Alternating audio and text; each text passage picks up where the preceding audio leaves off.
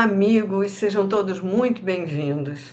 Estamos aqui terminando praticamente os estudos do livro Ação e Reação, né, do Espírito André Luiz, na psicografia de Chico Xavier. Hoje nós vamos começar o capítulo 19, dividimos em duas partes, e depois só vai ficar faltando o capítulo 20. E logo, logo, eu e Thelma vamos começar a dizer para vocês o que vem pela frente depois do livro Ação e Reação. Então, sejam todos muito bem-vindos. Nós vamos hoje começar, então, o penúltimo capítulo. Tudo bem, Thelma? Tudo bem, Márcia? Tudo bem, amigos? Esperamos que vocês estejam bem e que nós possamos acompanhar hoje mais esse capítulo, como Márcia falou, né? Chegando aí ao final, com gostinho já de saudade, né? Desses capítulos que nos ensinaram muito, mas que ainda temos coisas a aprender, né?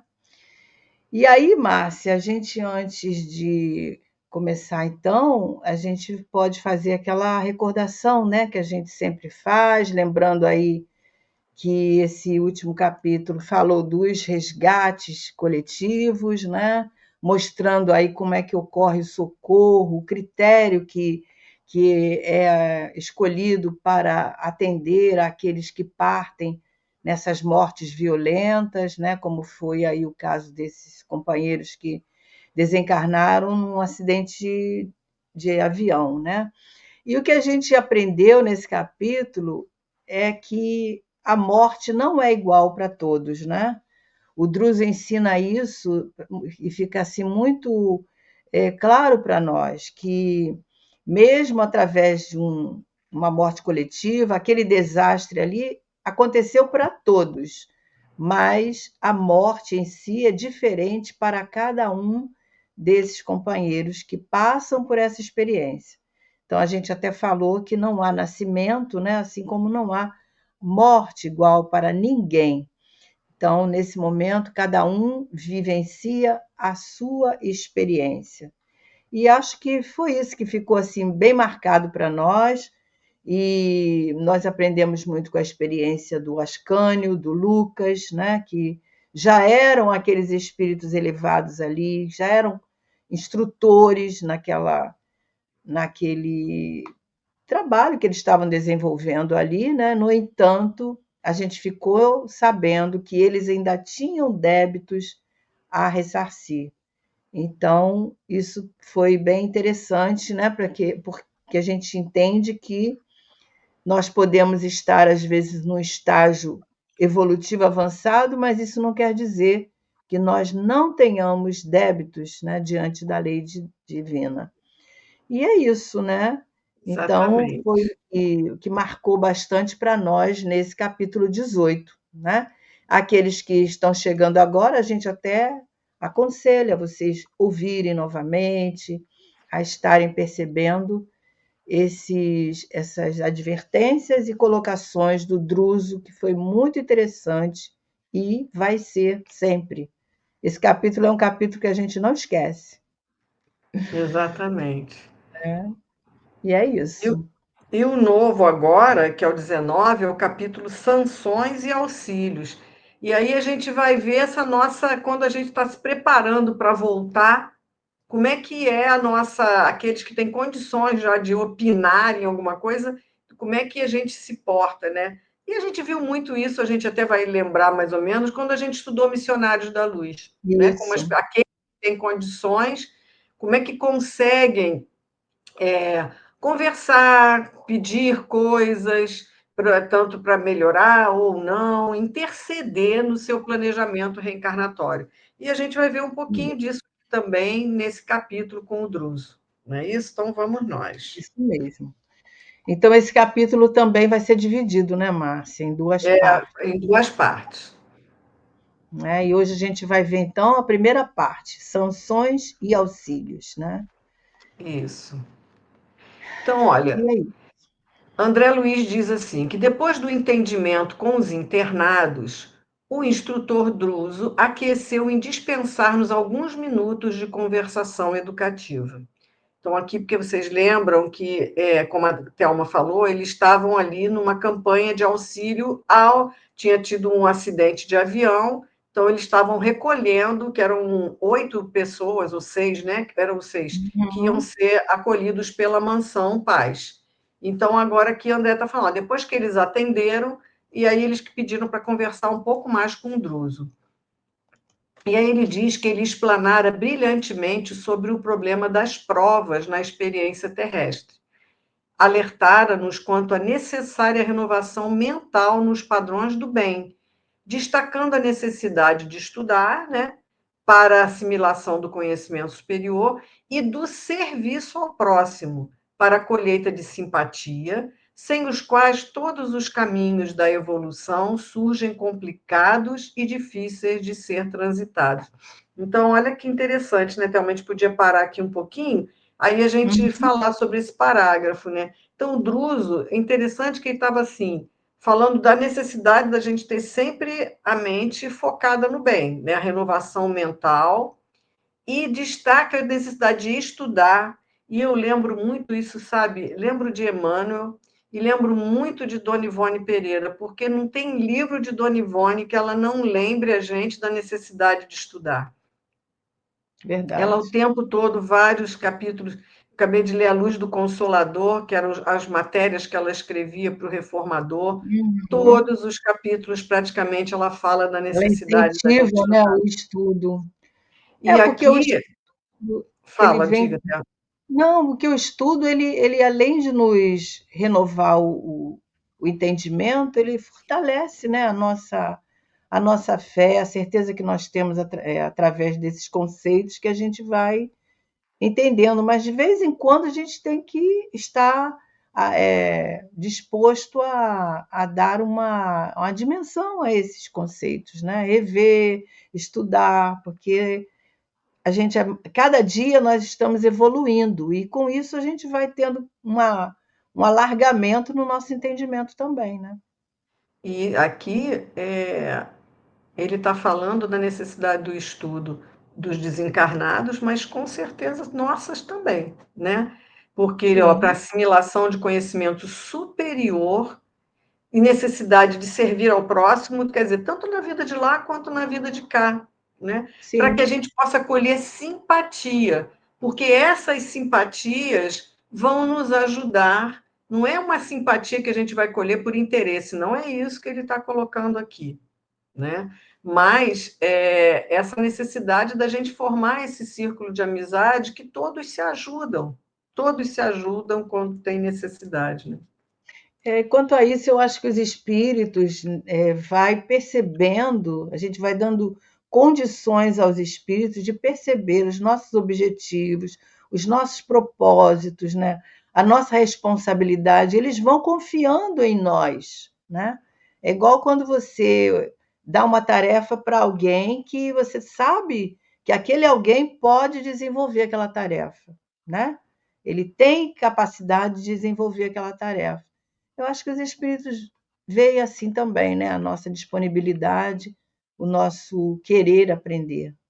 Foi do exemplo que você deu do Ascani e Lucas, né? Porque já Pois é, tinham ali pois é. 500 anos, 5 Isso. séculos, e pela colheita de trabalho no bem e de simpatia, eles vão ter as dificuldades que eles pediram, mas vão ser auxiliados também, né? É Bom, aí verdade. André diz que junto dele, enquanto ele ensinava, fora colocada uma singular escultura. Era uma estátua notável reproduzindo o corpo humano, transparente aos nossos olhos, ao qual apenas faltava um sopro espiritual para revelar-se viva. Patenteavam-se ali à nossa visão todos os órgãos e apetrechos do carro físico, quer dizer, do corpo físico, sob a proteção do sistema nervoso e do sistema sanguíneo. Então, ele estava ali diante de uma estátua. Aí, de novo, eu lembro também do Missionário da Luz, que ele tem isso lá também no Missionário da Luz, né? Tem Interessante. sim. Como se fosse um mapa, né? Onde você visualiza É. ali destaques referente a esses sistemas, né? Bem interessante. E aí ele vai fazer muita correlação de toda a parte endócrina e, né, com os centros de força, que são os centros espirituais ou os chakras, como quiser chamar, né? Então ele diz assim, André ainda falando, que o coração à maneira de um grande pássaro no ninho das artérias enrodilhadas na árvore dos pulmões. O fígado, a feição de um condensador vibrante. O estômago e os intestinos como digestores técnicos e os rins, quais aparelhos complexos de filtragem. Convidavam-nos a profunda admiração. Contudo, nosso maior interesse concentrava-se no sistema endócrino, no qual as glândulas se salientavam por figurações de luz. A epífise, a hipófise, a tireoide, as paratireoides, o timo, as suprarrenais, o pâncreas e as bolsas genésicas caracterizavam-se perfeitas sobre o fundo vivo dos centros perispirituais, que se combinavam uns com os outros em sutilíssimas ramificações nervosas, singularmente ajustadas, através dos plexos, emitindo cada centro irradiações próprias, constituindo-se o conjunto num todo harmônico que nos impelia à contemplação estática. Então, ele está colocando aqui, mostrando os 7 principais centros de força, os 7 chakras principais, que André Luiz destaca nos livros, não só nesse e em outros, e falando da ligação do corpo físico com o corpo perispiritual através desses centros de força. Então, Tudo está todas essas energias que a gente recebe, através dos passes e tudo, primeiramente vai entrar no nosso corpo espiritual, através dos nossos centros de força, e vão ser emanadas para o nosso corpo físico. Então, ele fala aqui que o maior interesse se concentrava no sistema endócrino, porque ele diz que cada glândula ali estava ligado a um centro de força. A epífise, a hipófise, a tireoide, as paratireoides, o timo, as suprarrenais, o pâncreas e as bolsas genésicas. Então, ele vai colocando essa ligação desses nossos sistemas, nosso sistema endócrino, com os centros de força. Não tem como dissociar, né, Thelma, o nosso corpo não. E físico aí a do gente nosso por corpo espiritual. e aí a gente vai entendendo o porquê do André Luiz falar, por exemplo, lá no Missionários, que a gente já estudou e vocês devem lembrar, que ele fala logo, acho que no capítulo 4 ele fala que, por exemplo, as nossas doenças, né, as origens das nossas doenças estão situadas na mente. Então, na mente perispiritual, né, aonde vai, dependendo da nossa vida, né, ela vai sendo expandida aí aos órgãos físicos, né? Vai sendo, vamos dizer assim, aquilo que a gente traz ali, que é muito intenso, que é muito onde existem os maiores conflitos, vamos dizer assim, ela pode disseminar através desses sistemas aí nos nossos órgãos, né, nos nossos sistemas. Por isso que a gente entende que é na mente, mas na mente, não no cérebro físico, na mente perispiritual. Então é isso, essa ligação dos centros de força, que ele está chamando aqui de centros perispirituais, com os órgãos físicos, né? Uhum. E aí, André fala que, anotando-nos a surpresa, o chefe da casa disse bondoso. Aí é o Druso, que eles estão ali conversando com ele, né? Que dirige a Mansão Paz. Habitualmente, convidamos a atenção de nossos internados para os veículos de nossas manifestações, mostrando-lhes quanto possível a correspondência entre os nossos estados espirituais e as formas de que nos servimos. É indispensável compreendamos que todo mal, por nós praticado conscientemente, expressa de algum modo lesão em nossa consciência. E toda lesão dessa espécie determina distúrbio ou mutilação no organismo que nos exterioriza o modo de ser. Em todos os planos do universo, somos espírito e manifestação, pensamento e forma. Eis o motivo porque, no mundo, a medicina há de considerar o doente como um todo psicossomático, se quiser realmente investir-se da arte de curar. Quer dizer, um todo psico, que é a mente, com o somático, que é o corpo físico. Então, o que ele está dizendo nesse finalzinho aqui, antes da gente ir lá, que a medicina tem que considerar esses dois lados, a Uhum. questão da nossa mente e o nosso corpo, né? Então, ele está aqui colocando para a gente essa correspondência, que todo o nosso estado espiritual vai se refletir no estado da nossa consciência, de todo o mal que a gente pratica, vai se expressar em algum momento no nosso corpo, ou perispiritual, se a gente está lá no plano espiritual, ou também aqui, quando a gente está encarnado, vai acabar indo para o nosso corpo físico, né? Em algum momento, seja nessa encarnação ou numa próxima, né?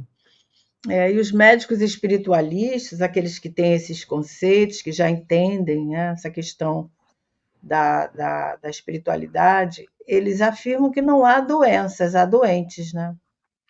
Exatamente. Então, E buscar a esse é o causa. nosso desafio, né, Thelma? Esse é o nosso desafio. Esse é o nosso Primeiro de desafio. tudo, acreditar nisso. É, porque se a gente tratar a doença, mas não tratar o doente, que a gente vê aí que está interligado, né? Não promove a cura, né? E aí a gente lembra de Jesus, que curou muitos, mas nem todos se curaram. É. Nem todos se E curaram. ele sempre dizia para a gente que a nossa fé é que nos curou, entendeu? É, Então, assim, dependia de nós, e não de só nós. dele. Muitos ele não curou porque...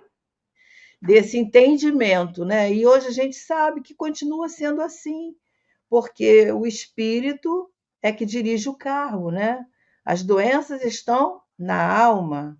Então a gente tem que procurar trabalhar, tratar a nossa alma. E à medida que a gente vai se melhorando, que a gente vai procurando crescer moralmente, nós vamos aprendendo a lidar com essas lesões que estão na nossa alma, né? É. Trazidas E, de outras experiências. e se abria todas as possibilidades. Eu não lembro agora em qual revista espírita, eu sei que é uma passagem numa comunicação de São Luís, ele falando sobre, eu não lembro se o magnetismo ou o passe, ele falando de um rapaz que era cego, mas tinha que toda a condição de. Ele ia à casa espírita e dele ser curado através dos passes. E só que ele era refratário. Então, ele Uhum, recebia aquelas energias, aquela energia ia e voltava. Então, ele não se curava.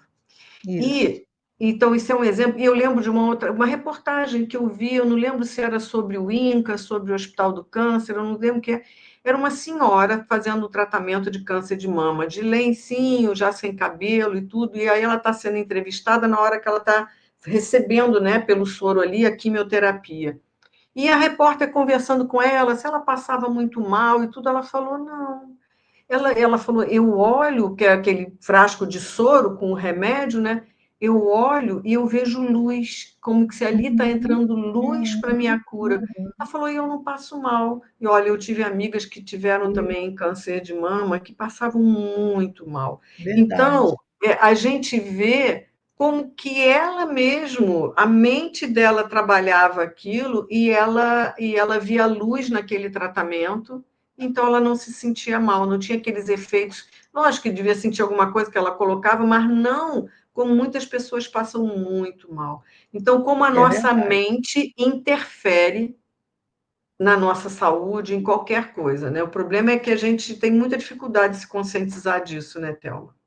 Em relação a isso, eu me lembro, você falando isso, eu me lembrei, o próprio Divaldo, no finalzinho do seu tratamento, né, que ele enfrentou também um câncer, no final ele teve que fazer alguns, quando ele estava muito debilitado, ele teve que fazer, né, o procedimento, foi da químio, né, da químio, no caso, não era hemodiálise, mas era a químio. Então, ele sempre contava essa experiência, que ele olhava com olhos assim, de ver que ali tinha algo especial, trabalhado pelos espíritos, que ia fazer bem a ele. E ele nunca teve reação com aqueles medicamentos, né? Então é isso mesmo, é o olhar e a vontade de confiar, de acreditar que aquilo ali vai trazer um benefício ao corpo físico, né? Então, acho que a mente é tudo, né? A gente precisa de trabalhar a nossa mente, por isso que e ter esse otimismo diante dos nossos tratamentos, né?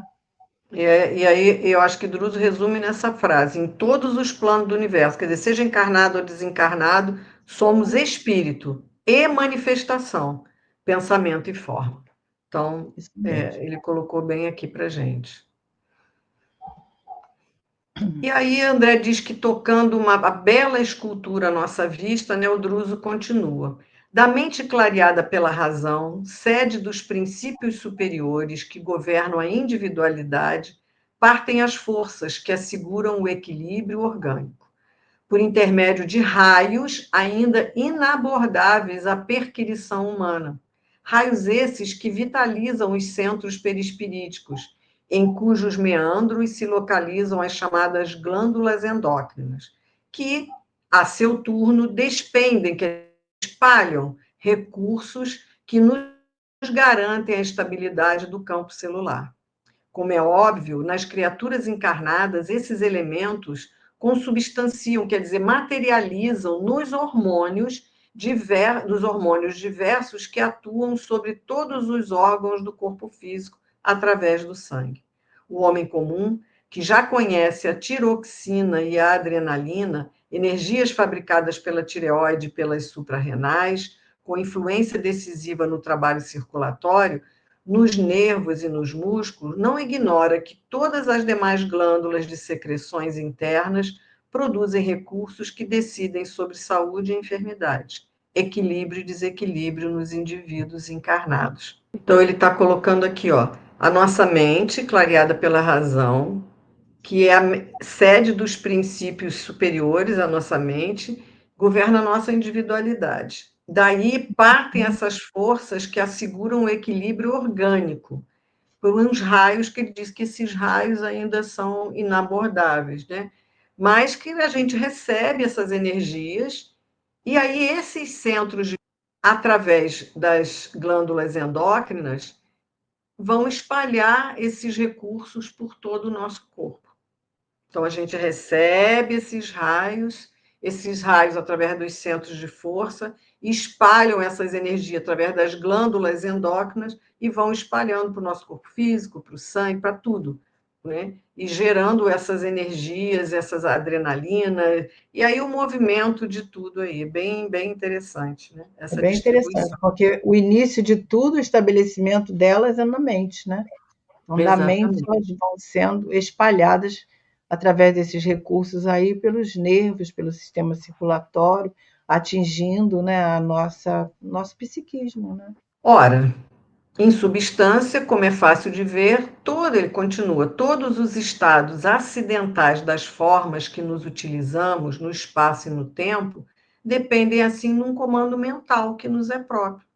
É por isso que a justiça, sendo o instituto fundamental de ordem na criação, começa invariavelmente em nós mesmos, em toda e qualquer ocasião que lhe defraudemos os princípios. A evolução para Deus pode ser comparada a uma viagem divina. O bem constitui sinal de passagem livre para os cimos da vida superior, enquanto que o mal significa sentença de interdição, constrangendo-nos a paradas mais ou menos difíceis de reajuste.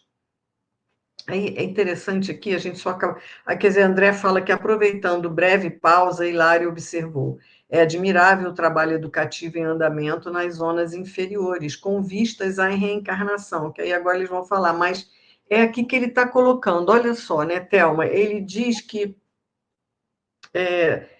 todos os nossos estados acidentais das formas têm o comando, depende do comando da mente.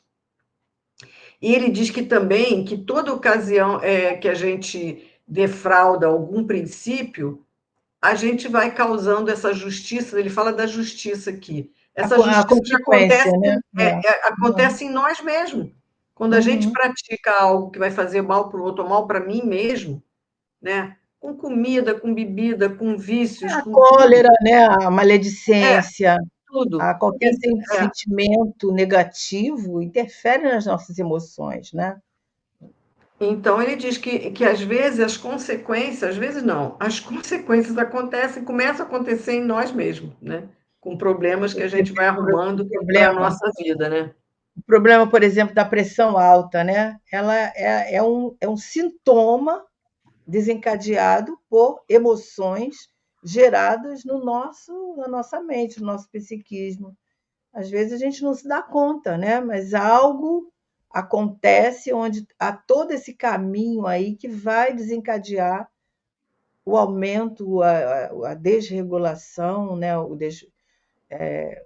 A interferência ali na pressão arterial, que é um sintoma, não é uma doença, é um sintoma de algo que aconteceu dentro de nós, né? E que são coisas, às vezes, tão sutis que nós não conseguimos detectar, né? Detectar aquilo antes, né, de acontecer. É. Quando a gente vê, já está Já diabético, já está está. E assim, hipertenso, já está, né? E por aí a exatamente. E gente assim vai. são todas as outras coisas. Por exemplo, a raiva, né? A raiva, sentimentos mesmo de ódio, né? Numa discussão que você se altera teu psiquismo, não tem como não usar essa palavra, É. né? Porque é a nossa mente que está interferindo ali, às vezes numa coisa que do nada você causa um mal a você mesmo. Então, essas consequências são oriundas de toda esses estados mentais, né? Que a gente caminha no nosso dia a dia, né? Então, daí a gente está sempre orando, vigiando, atentos, né? E a necessidade do autoconhecimento também, né? Porque quando a gente se conhece, fica um pouco mais fácil, né? De você perceber essas interferências. É. E é interessante a observação do Hilário, que agora o Druso vai começar a discorrer, né? Quando ele coloca que é admirável o trabalho educativo em andamento nas zonas inferiores com vista à reencarnação. Quer dizer, conforme todos esses que agora foram atendidos ali na mansão, é o que ele vai falar, Uhum, né? Como é que uhum. agora, trabalhando, estudando, se conhecendo melhor, vendo as suas possibilidades, e tudo que se foi feito numa encarnação anterior ou em outras, como é que você consegue ter consciência de tudo isso para poder começar a pensar na sua próxima encarnação? É o que ele vai falar um pouco mais para a gente agora em E diante. é bom a gente lembrar, né, Márcia, que nem todos nós espíritos temos essa condição. Isso aí vai de uma lucidez espiritual, de um trabalho interior, de um esforço interior para galgar essa possibilidade, né?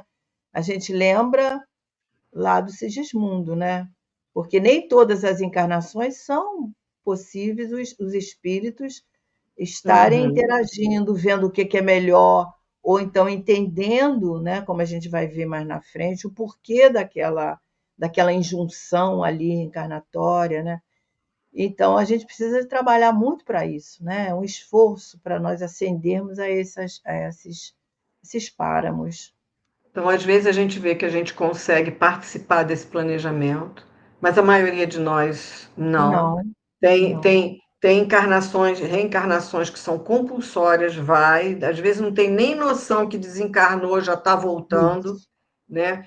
Tem reencarnações que você consegue. Eu estou lembrando do livro E a Vida Continua, do pai da Evelina, que ele já tinha a programação do que ele ia reencarnar, ele desencarnou e não ia demorar muito, estava se ajustando Uhum, e aceitando aquilo que já tinha sido definido para a sua próxima reencarnação, em função dos resgates que ele precisava fazer, né, dos aprendizados que ele precisava ter, na família que ele precisava reencarnar. Então, ele não teve muita opção, ele estava ali sendo convencido daquilo que ele ia ter que fazer. E tem outros que não, que já conseguem planejar, ajustar. Então, depende de cada um, depende da condição de consciência, de consciência de si mesmo. Tem gente que uhum. nem consegue ter isso, né? Da Então, aqui lucidez ele vai falar isso, espiritual. desse trabalho É. educativo, né, para essas Agora, reencarnações. todas as reencarnações têm planejamento. porque as equipes espirituais, né, têm esse trabalho. Elas Uhum.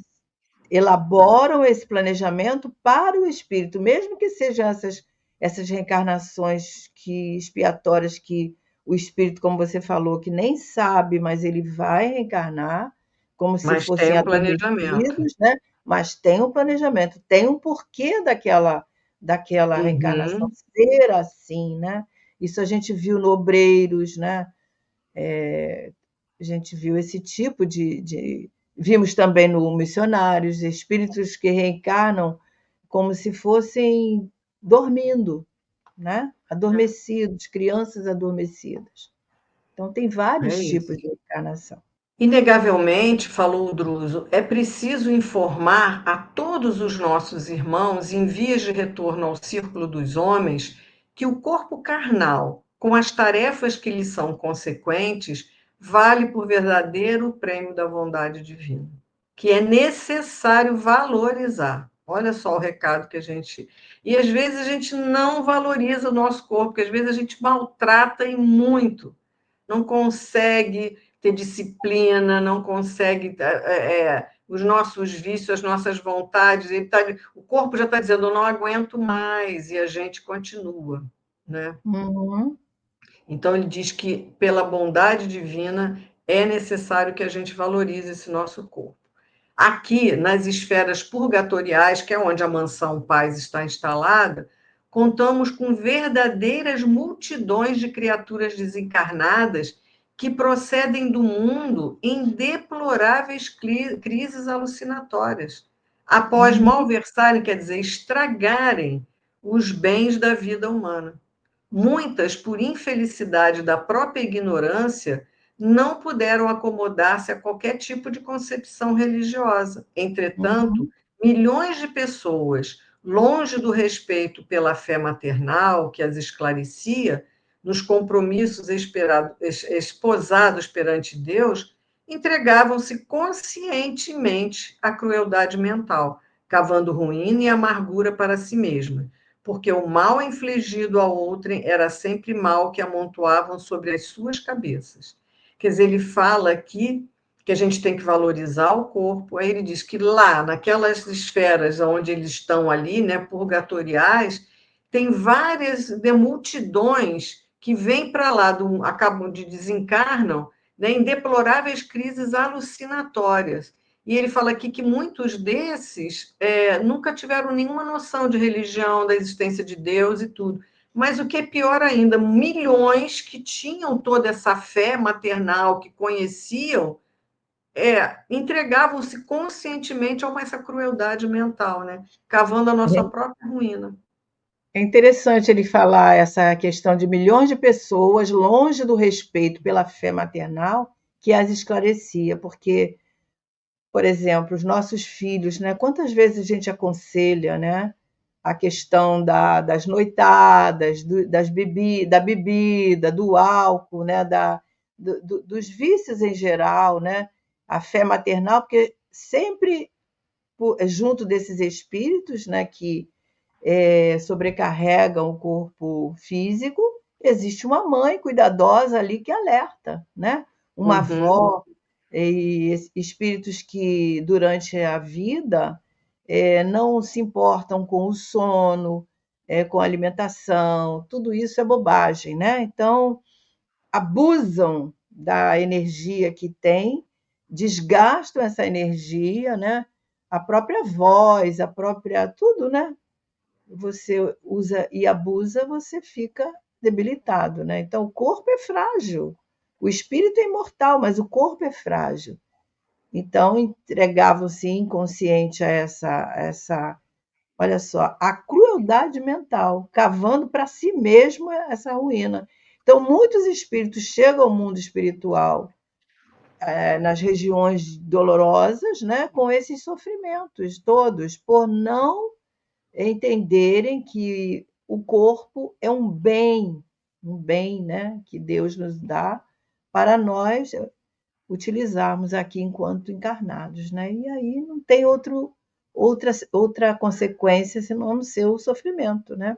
E outra coisa, ainda reencarnam com esses processos de alguma debilidade ali, seja nos sistemas ou no próprio corpo físico mesmo, né? Uhum. Debilitado. As pessoas que têm aquele organismo tão sensível, né? Que qualquer coisa passa mal, os órgãos são frágeis, às vezes desde criancinha tem uma estrutura frágil, né? Por causa desses desgastes. E a gente vê, Ele vai falar isso para a gente, né? não é? Também. Né, eles vão detalhar, né? Druso vai falar sobre Uhum. isso. Eu falo, a gente fica se enxergando nas descrições dele, né? É verdade. Então, Druso continua. É assim que, desentrançadas da matéria Uhum. densa, quer dizer, depois da desencarnação, aqui aportam, batidas pelo remorso e pelo arrependimento, padecendo frustrações lamentáveis quando não estacionam por tempo mais ou menos longo em furnas expiatórias, nas quais, presas de antigos adversários ou de velhos comparsas do vício, sofrem tristes alterações em seus centros de força, a se lhes expressarem na mente por desequilíbrios funestos. Depois de acolhidas em nosso pouso de amor, refazem-se pouco a pouco. A reencarnação retificadora, isto é, a internação na carne em condições penosas, surge por alternativa inevitável. Será preciso renascer suportando os obstáculos tremendos, oriundos da desarmonia perispirítica, criada por nós mesmos. Ainda assim, quanto possível, antes do novo berço, entre os homens, é imprescindível melhorar as contas. Daí o motivo porque instituições qual a nossa funcionam em vários campos das regiões inferiores, que na teologia da retaguarda equivalem a regiões infernais, quer dizer, conforme as crenças passadas, como se fosse o inferno, né? Então, ele está falando ali das regiões inferiores, essas furnas que ele coloca, esses abismos que a gente viu no Missionários da Luz. Então, Uhum. essa teologia da retaguarda equivale a essas regiões infernais que a gente pensava antigamente que o inferno existia. Mas é tudo criação da nossa mente, né? Criação mental. Então, É. sorte que a gente é recolhido nesses locais e aí a gente começa a ter um pouquinho mais de noção para começar a fazer alguma coisa, para se preparar para minimizar um pouco mais tudo isso que a gente ainda vai ter que passar, né, Thelma? É. O exemplo bem que dá para a gente relembrar é o caso do próprio André Luiz, né?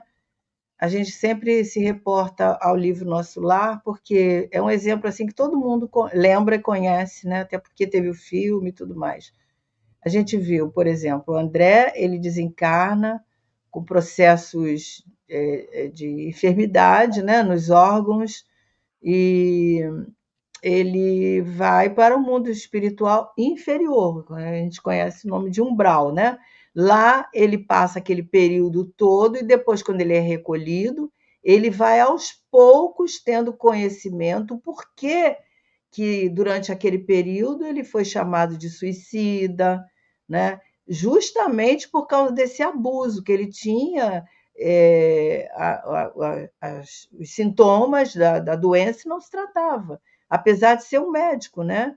E ele Aí também desencarna do tipo de vida que ele tinha, o né? tipo de E, vida e Druso social, até né? vai falar isso para a gente considerar, ele vai falar aí na frente também Pois desses é, tipo a de vida vida é considerado social, até um suicida indireto, né? o desgaste físico, né? Tudo isso que a gente está falando, ele passou por essa experiência.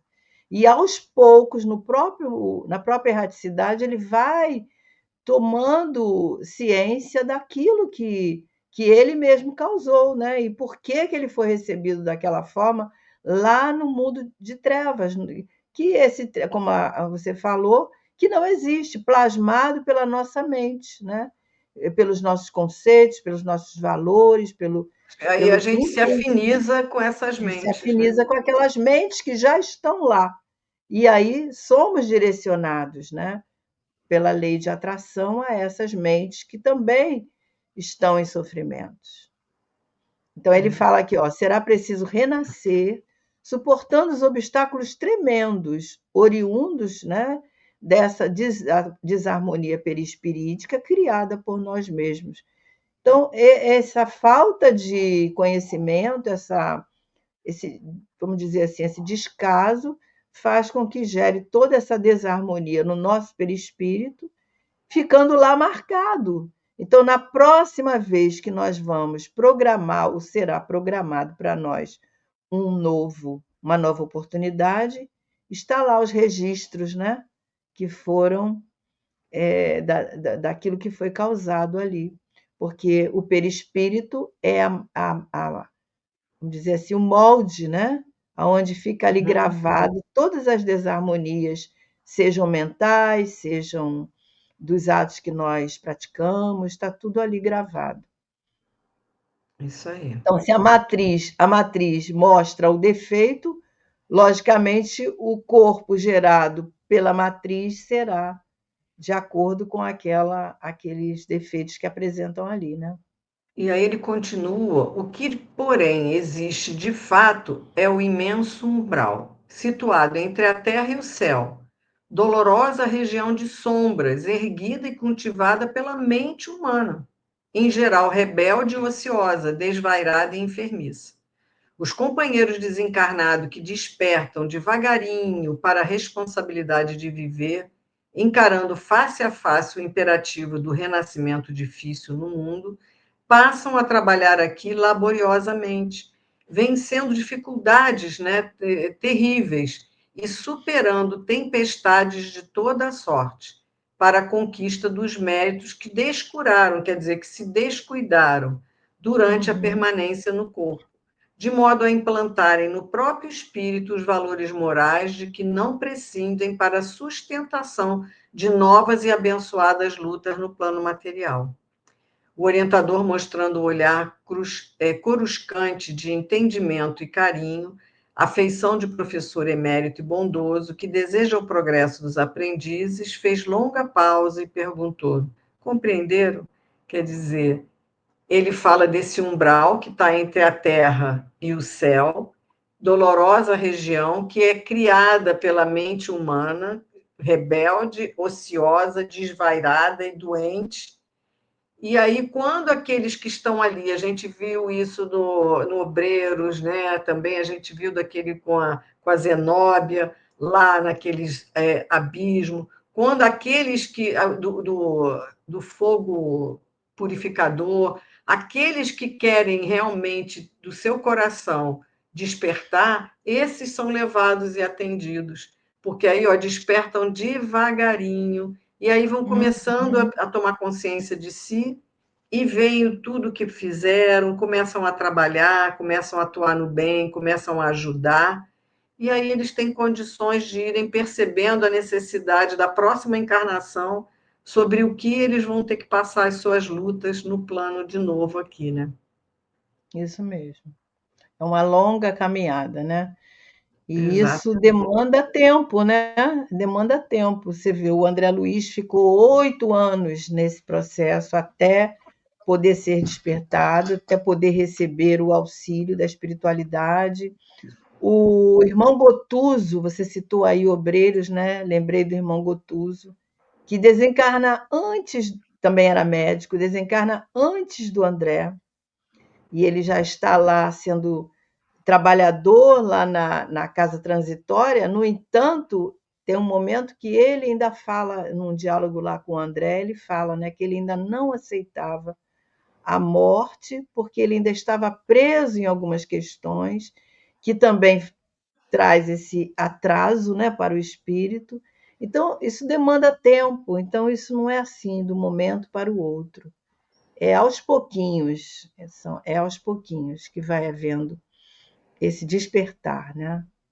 Isso. E aí André responde: sim, sim, respondemos a um só tempo, interessados em maior amplitude da lição.